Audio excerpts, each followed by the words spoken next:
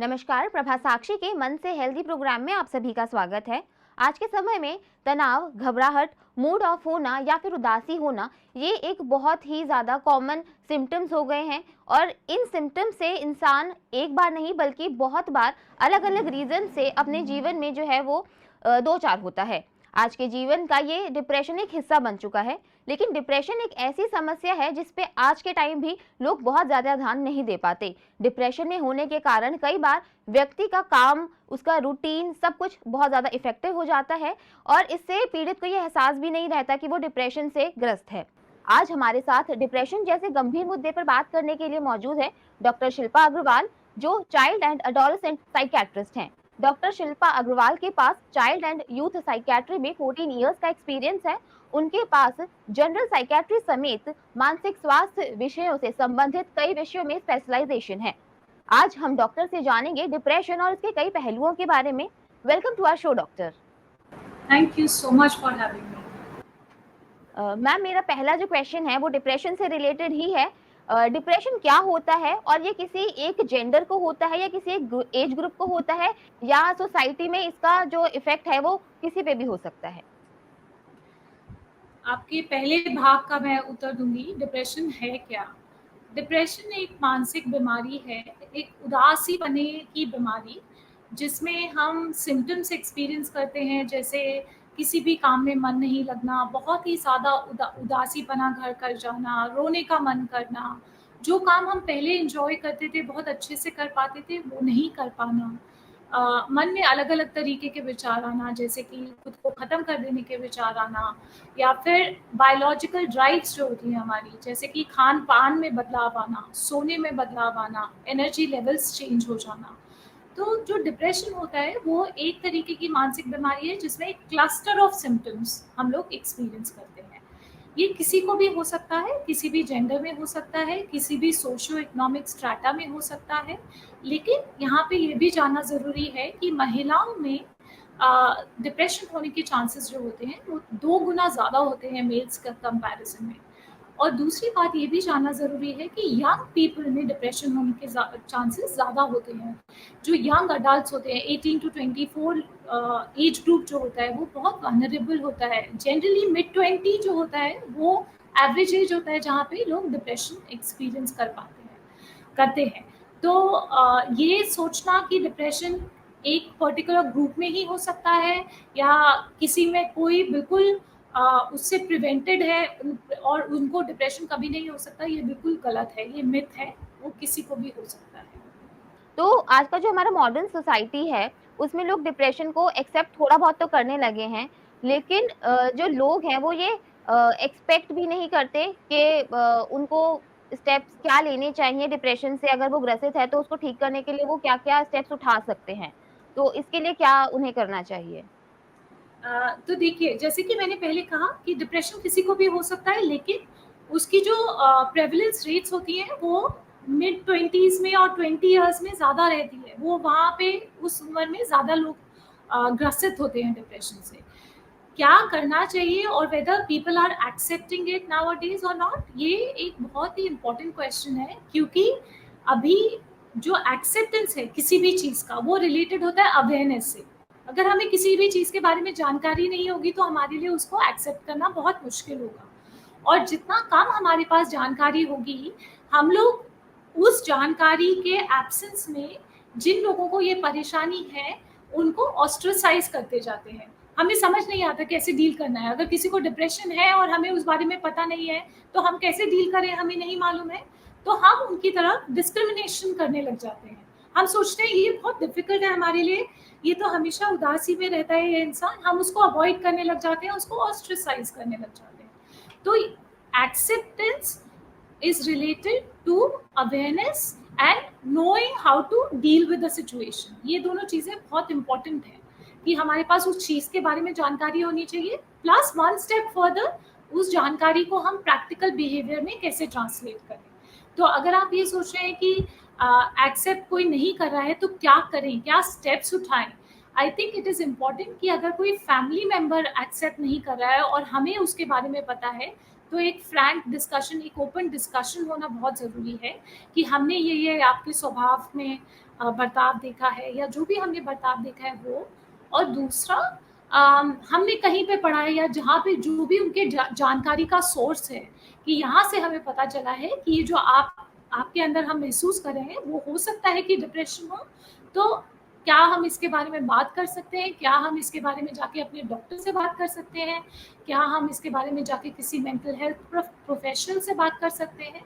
तो it's a very gradual step wise process. एक दिन में एक्सेप्टेंस पूरी सोसाइटी में बहुत मुश्किल है। और एज इंडियंस हमें बचपन से सोशल कंडीशनिंग दी जाती है कि हम लोग इतने इमोशनल नहीं होते हैं। हम लोगों को इमोशनल चीज़ों के बारे में बात करना बहुत डिफिकल्ट होता है। यहाँ तक कि बच्चों का पेरेंट्स आज तक भी हिचकिचाते हैं अपने बच्चों को बोलने के लिए कि वो उनसे कितना प्यार करते हैं, या फिजिकल डिस्प्ले ऑफ इमोशन बहुत मुश्किल है। तो उसके चलते डिप्रेशन जो कि एक इमोशनल डिसऑर्डर है उसको एक्सेप्ट करना कितना प्रॉब्लमैटिक है। अगर हम नॉर्मल इमोशनल स्टेट्स को नहीं एक्सेप्ट कर पा रहे हैं और ओपनली डिस्प्ले नहीं कर पा रहे हैं इमोशंस को, तो ये सारी चीज़ें ध्यान में रखना बहुत ज़रूरी है। बिल्कुल मैम। और डिप्रेशन को अगर हम अवेयरनेस उसकी थोड़ी सी कम है, तो उसमें उसके सिम्टम्स जो है वो भी काफ़ी अलग-अलग मेरे ख्याल से हर एक इंडिविजुअल में हो सकते हैं। तो इसके एक तो सिम्टम्स क्या होते हैं, और क्या जो अलग एज ग्रुप या अगर अलग-अलग जेंडर की बात करें तो उसमें भी सिम्टम्स अलग होते हैं। और एक चीज़ और कि क्या इसमें डिप्रेशन के हिडन सिम्टम्स भी होते हैं कुछ, जिसके बारे में हमें जनरली नहीं पता चलता है? तो थोड़े से सिम्टम्स मैंने शुरुआत में आपको मेंशन किए थे।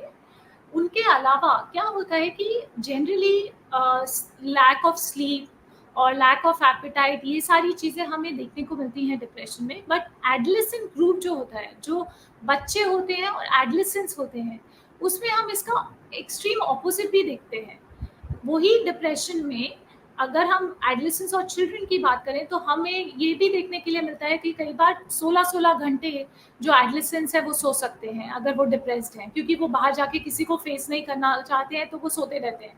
बोलते हैं हम अपने कमरे में ठीक है, हमें खाना देना है तो दो, नहीं देना है तो नहीं दो, हम सोते रहेंगे। या फिर over eating, that is another symptom which is not a typical symptom of depression. Generally typically क्या होता है, अगर हम डिप्रेस हैं तो लॉस ऑफ एपेटाइट एक्सपीरियंस कर रहे हैं। बट वो एक एज ग्रुप ऐसा होता है जहाँ पे लोग ओवर ईट, स्ट्रेस ईटिंग, ओवर ईटिंग ये सब करने लग जाते हैं। बहुत खाना खाना अपने इमोशनल स्टेट को रेगुलेट करने के लिए, बहुत लंबे समय तक सोना, एकेडमिक परफॉर्मेंस बहुत ख़राब हो जाना, वो भी बहुत स्पेसिफिक है स्कूल गोइंग एडोलेसेंट्स के लिए और चिल्ड्रन के लिए।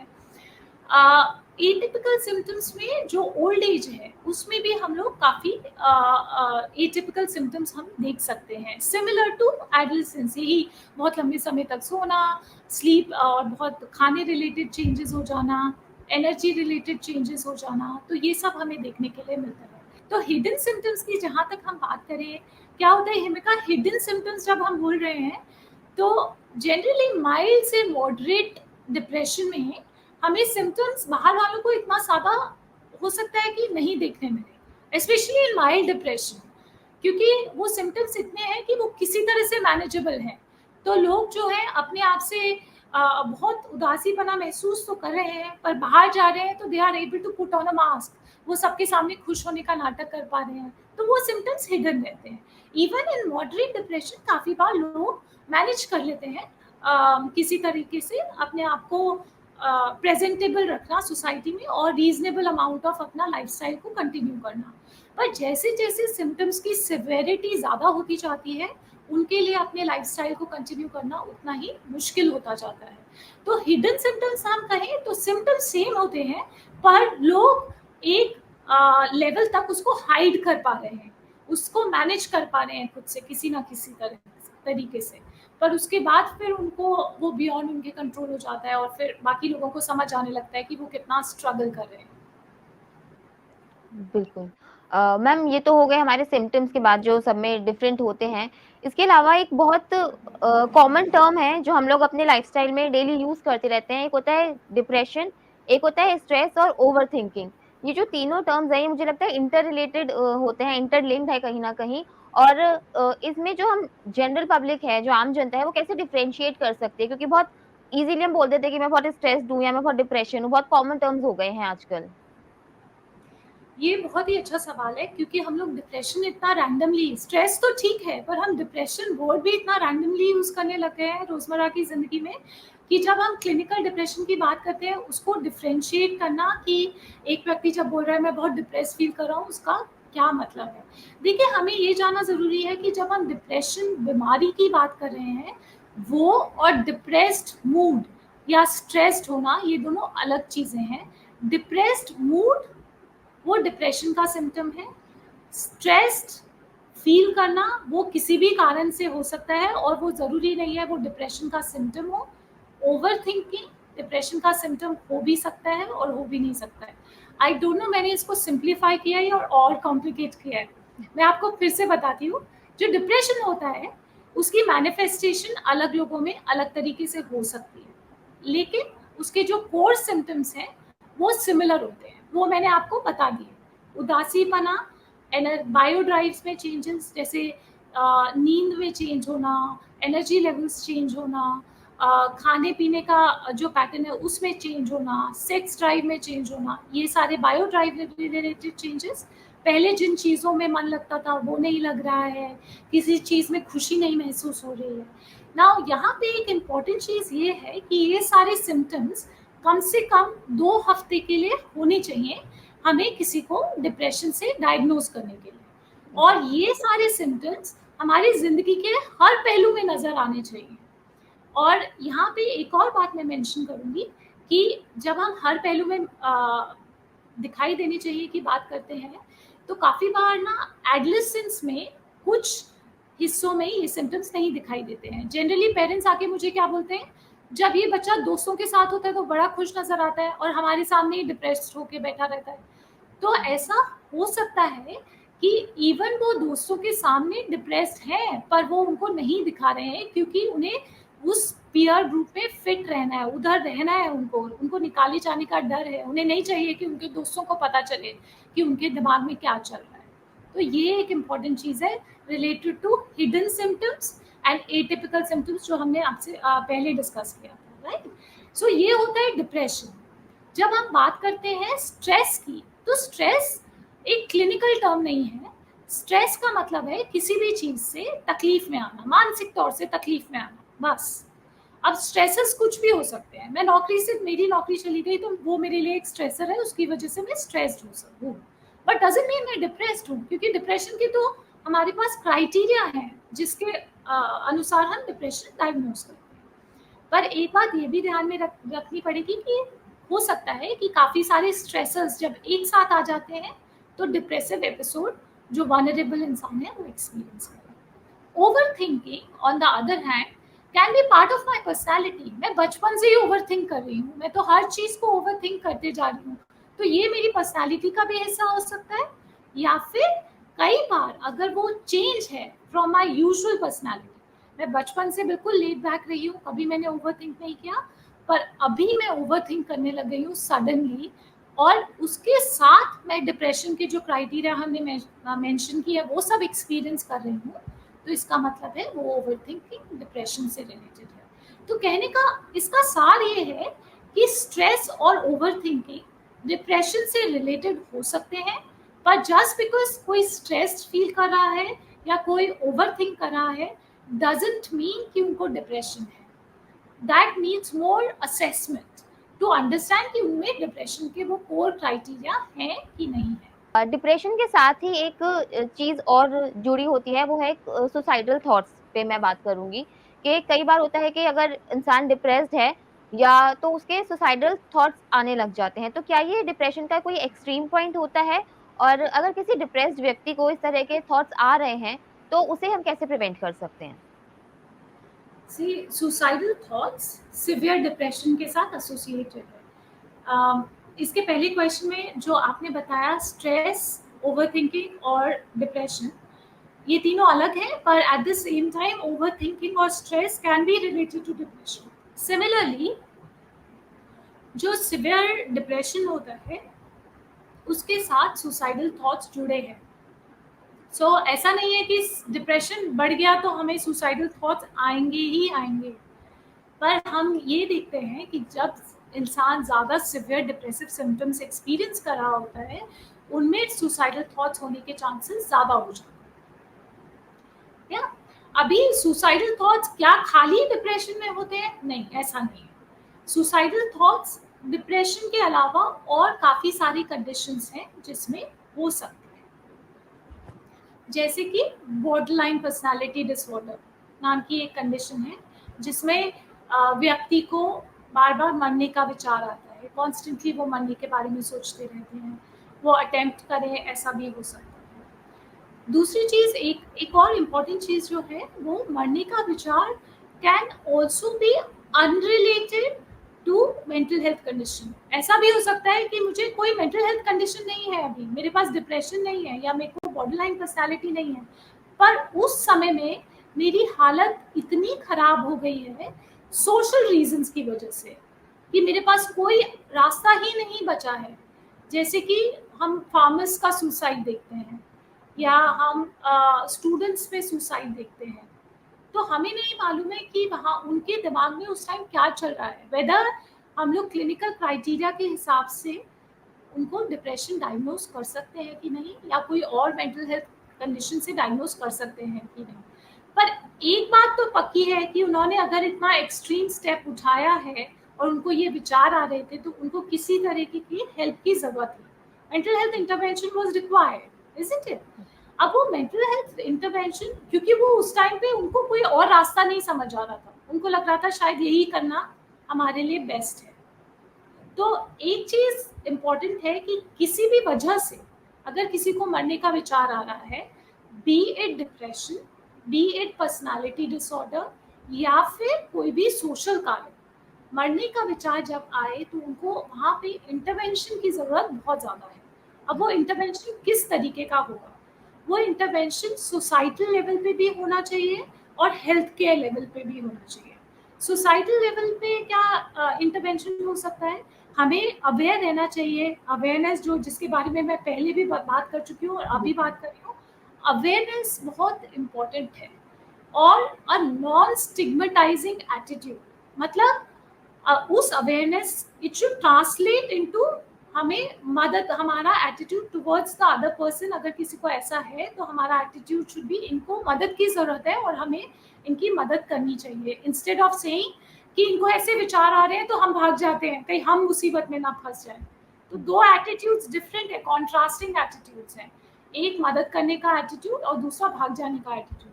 अगर हम क्राइसिस में किसी को देखते हैं, अगर किसी को हार्ट अटैक आता है, तो हम ऐसे नहीं भाग जाते हैं कि हमें भाग जाना चाहिए कहीं हम फंस जाएं, हम उनको मदद के लिए लोगों को बुलाते हैं। इस केस में अगर किसी को ऐसे विचार आ रहे हैं, तो पहली हमारी रिस्पॉन्सिबिलिटी है कि हम उनसे बात करें, समझें। अगर वो बात करने की हालत में नहीं है तो उनको फोर्स करने की ज़रूरत नहीं है, पर थोड़ी सी और जानकारी, एटलीस्ट उनके आसपास लोगों से पता लगाना कि सब ठीक है, उनके पास कोई और व्यक्ति है जिनसे वो बात कर सकते हैं। ये सब चीज़ें छोटी छोटी चीज़ें हैं, आई थिंक, जिसके लिए हमें कम्युनिटी को सेंसिटाइज करना बहुत ज़रूरी है कि हमें क्या करना चाहिए ऐसी सिचुएशन में अगर किसी को ऐसे विचार आ रहे हैं।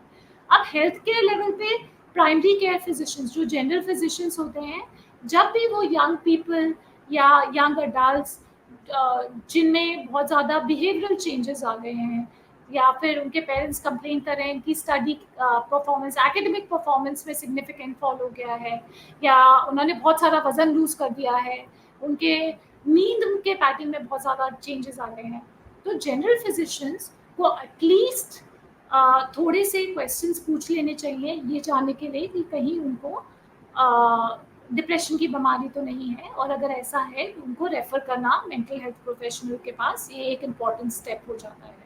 तो ये सारी चीज़ें हैं जो हम कर सकते हैं। As a family member we can talk to them, if we are very close to them हम उनसे डायरेक्टली बात कर सकते हैं। एज अ कम्युनिटी मेम्बर, हमारे बहुत करीबी व्यक्ति नहीं है वो, तो हम पता लगा सकते हैं कि उनके आसपास क्या हो रहा है। एज अ जनरल फिजिशियन हम उनको असेस कर सकते हैं, और as a mental health professional again assessment and treatment.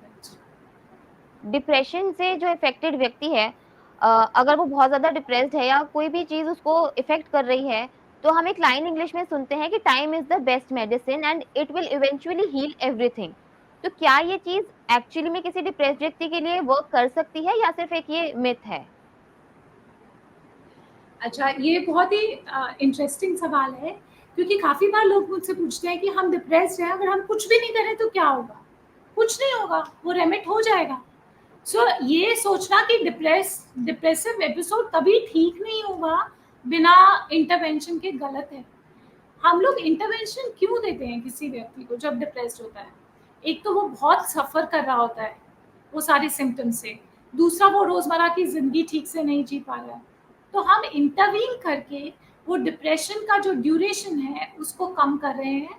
दूसरी बात, आगे उसको कंटिन्यू करके ट्रीटमेंट को दोबारा डिप्रेशन होने के चांसेस को बहुत कम कर रहे हैं। तो जहाँ तक ये बात है कि डिप्रेशन अगर ट्रीट ना किया जाए तो क्या होगा?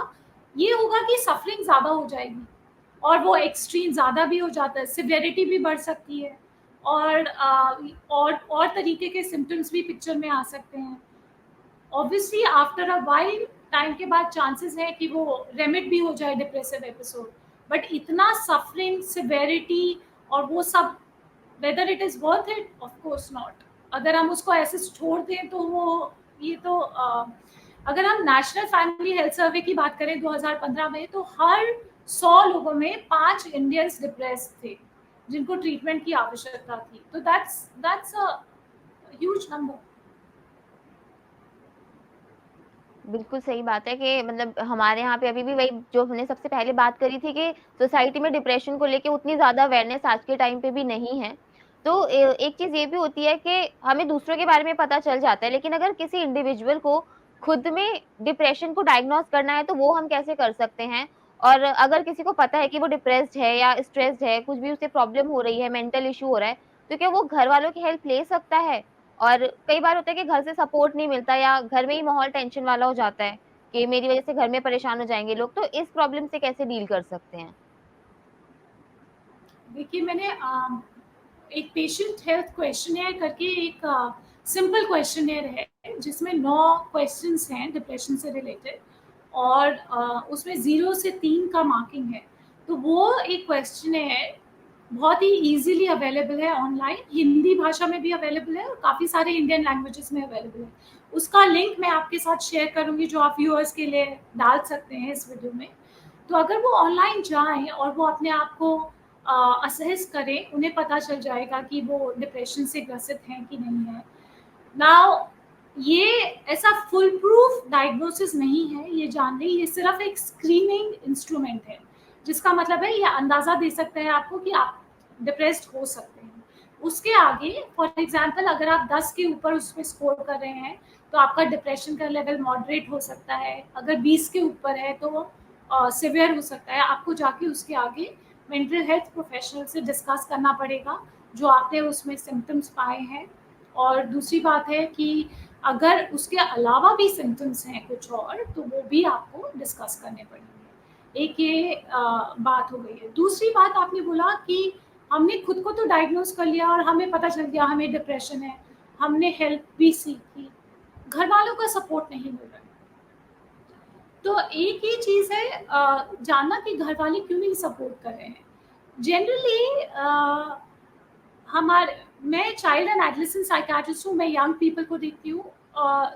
घर वालों के सपोर्ट से ज़्यादा जो यंग पर्सन है उसके लिए एक्सेप्ट करना मुश्किल होता है कि उनमें कुछ मानसिक परेशानियाँ चल रही हैं। पर जैसे-जैसे लोग बड़े होते जाते हैं, उनकी रिस्पॉन्सिबिलिटी बढ़ जाती है, वो नौकरी पेशा वाले हो जाते हैं, तो हो सकता है कि घर, क्योंकि उन्होंने खुद ही हेल्प सीख की है और बाकी लोगों के साथ उनका इंटरेक्शन कम है, उनके लिए ये समझना कि ये व्यक्ति डिप्रेस्ड है ज़्यादा मुश्किल हो, क्योंकि वो उनको रोज़ सुबह-शाम नहीं देख रहे हैं, उनके बर्ताव के चेंजेस इतने नोटिस नहीं कर पा रहे हैं। तो जब कोई हेल्प के लिए उम्मीद कर रहा है घरवालों से, ये भी इम्पोर्टेंट है कि उनसे ऑनेस्टली शेयर करें कि क्या तकलीफ़ें वो महसूस कर रहे हैं, जिसकी वजह से उन्हें इस बीमारी से डायग्नोज़ किया गया। थोड़ा बैकग्राउंड देना इम्पोर्टेंट है। अगर मैं कल को बोलती हूँ कि मुझे कुछ बीमारी हो गई है, तो थोड़ा-सा बैकग्राउंड कि मेरे को क्या सिम्पटम्स थे जिसकी वजह से मैं डॉक्टर के पास गई और मुझे क्यों डायग्नोज़ किया गया, वो भी इम्पोर्टेंट है बताना, ताकि उन्हें समझने में आसानी हो और उन्हें सपोर्ट करने में आसानी हो। पर खुद को बोझ समझना की बिल्कुल भी ज़रूरत नहीं है। आई वुड से जितना आप सपोर्ट ले सकते हैं घर वालों से, वो काफ़ी इम्पोर्टेंट एक रोल प्ले करता है डिप्रेशन की ट्रीटमेंट में और आगे उसमें आपको मदद करने के लिए।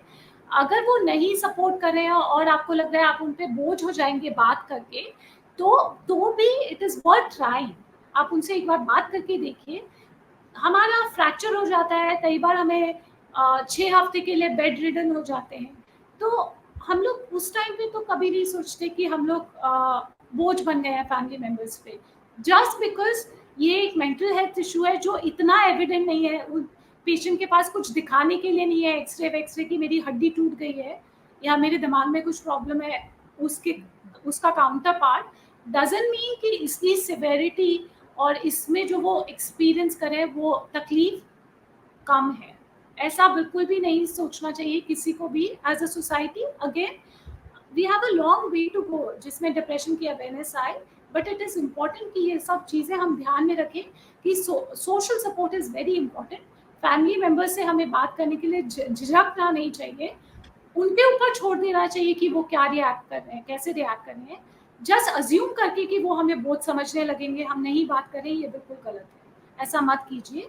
चांसेस है कि वो आपकी उम्मीद से ज़्यादा अवेयर हो और आपकी उम्मीद से ज़्यादा वो इस चीज़ को समझ सकें और आपको सपोर्ट कर सकें। बिल्कुल, क्योंकि सबसे ज़्यादा किसी भी इंसान को उसके फैमिली वाले ही जानते हैं और हम सबसे ज़्यादा टाइम भी उन्हीं के साथ स्पेंड करते हैं, तो फैमिली वालों से अपनी प्रॉब्लम्स जितना हो सके उतना शेयर करना चाहिए।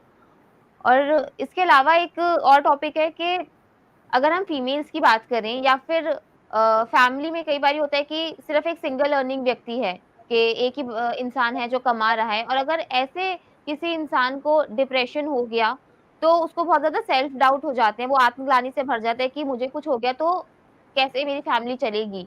या फिर कई बारी वो खुद को ही बोझ समझने लगते हैं और तो ऐसे अगर कोई इंसान परेशान है, तो उनको ट्रीट करने के लिए या उनको थोड़ा-सा हेल्प करने के लिए आप क्या सजेशंस देंगे मैम? अगेन सी सेल्फ डाउट और गिल्ट वो भी डिप्रेशन का हिस्सा भी है। वो भी सिम्टम्स हैं डिप्रेशन के। तो आप जो बोल रहे हैं वो अनकॉमन नहीं है। Single family member, earning family member जो एक्सपीरियंस कर रहे हैं डिप्रेशन बिकॉज उनके ऊपर इतनी रिस्पॉन्सिबिलिटी है। और डिप्रेशन एक ऐसी इलनेस है जिसमें वो अपनी सारी रिस्पॉन्सिबिलिटीज़ को अच्छी तरह से नहीं निभा पा रहे हैं। ये सेल्फ डाउट और गिल्ट बहुत उसमें अहम रोल प्ले करने लग जाता है। ये काफ़ी कॉमनली एक्सपीरियंस करते हैं ऐसे लोग। इसके लिए मेंटल हेल्थ प्रोफेशनल जो भी आपको ट्रीट कर रहा है उनसे इसके बारे में बात करना ज़रूरी है। ये बात हमेशा ध्यान में रखना ज़रूरी है कि डिप्रेशन जो है टाइम बाउंड है। आप इंटरवेंशन के साथ उसका समय जितना समय तक आप सफ़र कर रहे हैं वो भी कम कर रहे हैं और उसकी इंटेंसिटी भी कम कर रहे हैं। और जैसे ही आप थोड़े अच्छे होंगे आप वापस काम पे जा सकते हैं। तो it is not a permanent disability जिसमें आप बिल्कुल काम पे नहीं जा सकते हैं और आप बिल्कुल डिसेबल्ड होकर घर पे रहने वाले हैं, ऐसा कुछ भी नहीं है। It's a transient phase. आप उस इमोशनल डिसऑर्डर का एक एपिसोड एक्सपीरियंस कर रहे हैं, जो जैसे ही आप उससे बाहर निकलेंगे आप वापस you can go back to your own life and your lifestyle.